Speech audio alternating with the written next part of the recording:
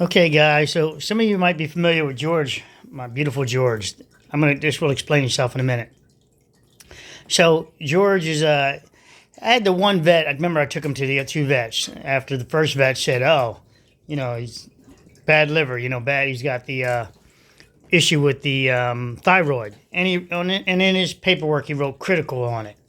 Well, the second vet, so that was Friday. Monday, I took him to get Tuesday. Yesterday, today's Friday. So it was yesterday. Thursday, I took him to. Hold on. So correction. Wednesday, I took him to go to the vet. He got the results back today. 5.2, 4.7 is the max he should be at on this IDEXX scale that the vet used, IDEXX. And so he's close, And now here's a kicker. They have some food. He cannot take the drugs and the YD food. That's another food. Because YD food has soy in it. Soy brings down iodine levels. Yeah, so imagine that. So you can't do them both, or might bring down too much. It's one or the other. You do the meds or the YD food, which the vet explained it's the soy content that brings it down. Quick Google search shows that, yeah, soy can lower iodine levels. Interesting, right? So, what do you notice here? No soy.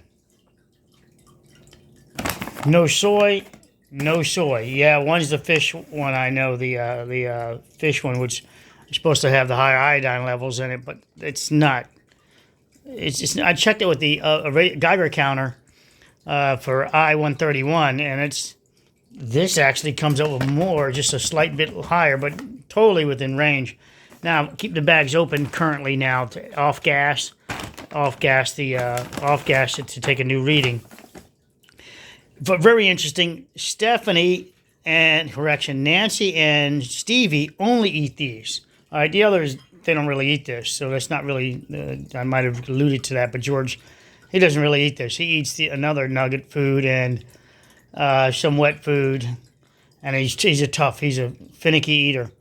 But with Stevie and Nancy, they will hold out day 4. They're like, I'm not eating that stuff. I'm eating this. I am waiting for you. So they broke me down. 4 days later, I gave in. Went back to giving them this. Now, with that said, I am going to keep them on this until, I think it's March, I go into the vet. And I'm going to take both Nancy and Stevie in there, and we're going to check their levels. We'll check their levels, meaning I will. I'll check their full panel, and I want to see if they have a problem with they're young kiddies. They're only like 3-4 years old. 4 years old just about. And I want to see if they come up with the problem, since they have no soy. They've been non-soy they've been eating this for over a year now. So it's going to be very interesting to see what readings that is, what comes of that. Is it actually a negative, or like a really low level, not the high levels of iodine in their with their liver panel? Yeah, liver panel, right? Liver, kidneys, liver panel, and not kidneys. Yeah, got that backwards for a second with someone else. So we're going to see how this does, and we're going to have 2 cats to compare it with, and they will wait me out. They're like, you're going to give me this, or we're not eating. So this is going to be interesting. We'll run that, and now I cannot actually go out and get soy food for George, excess soy food, if you will, because that would actually reduce, along with the pill he's taking. So right now he's on. It can do 5 milligrams in 3 days, but right now he's doing half of that. So he's doing 2.5 milligrams for the next 3 days, observing him that he doesn't throw up, etc. Then he goes to 5 milligrams for the next 3 weeks. And on week 3, we get his liver checked again. His panel checked again. If we can get it below, if it's moving below, we now have an indicator of what it takes, trying to correlate that to the iodine levels that it would, the I-131 test, I-131 treatment he would get, because he's going to get that I-31 treatment that will cure his thyroid problem. I'm going to do that for him. And then, because that's George. Come on, guys. I would do it for them all, but Georgie. So, oh, speaking of the devil. Come on, Georgie. Speaking of the devil. Georgie, Georgie, Georgie. Oh, he got out of my hand. There you are behind me. Come on, George. Oh, he's playing games now. Hold on, let me get him to come here. Oh, he's hunting for food. George, come on. Stop playing games. There he is. He's just flirting around me. Georgie, Georgie. See, he doesn't eat this stuff. He won't. That's this. Now those are the other. They're wet though. He doesn't like that. He jumped over.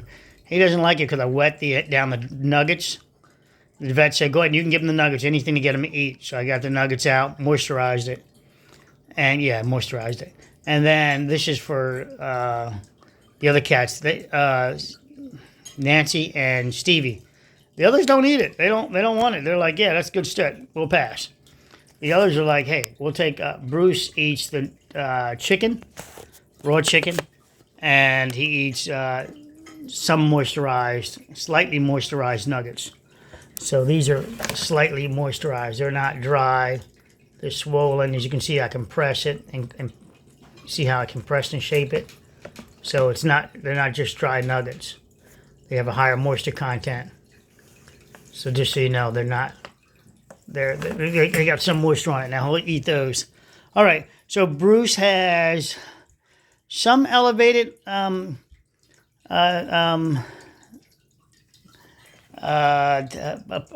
protein, but that's because he's doing the meat.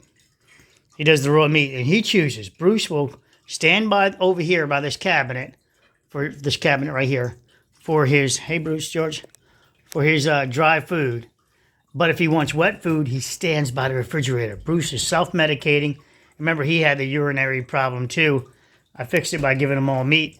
And now he's self-medicating. He's, yeah, I'm on pins and needles a lot, worried about, I watch him urinate. And yeah, with all these cats, it doesn't smell like a cat house. All right, literally a cat house. Because I have multiple large boxes and I keep them clean. If they use the box and I'm around them, I quickly clean the box. Hey, George. Look at that. He's like, that's junk. That's junk food. He said, that's shit. I wouldn't eat that if you gave it to me. And there it was. No, he's hunting. He needs some food. Let me get him some food.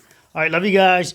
Update on George. Thank you for all your love. And yeah, I'm quite worried, but I'm steadying out. I'm getting better now. It's a lot less stress knowing that my research has shown that he should be okay with the treatment. And he's going to go to Penn, or I'm going to take him to University of Penn.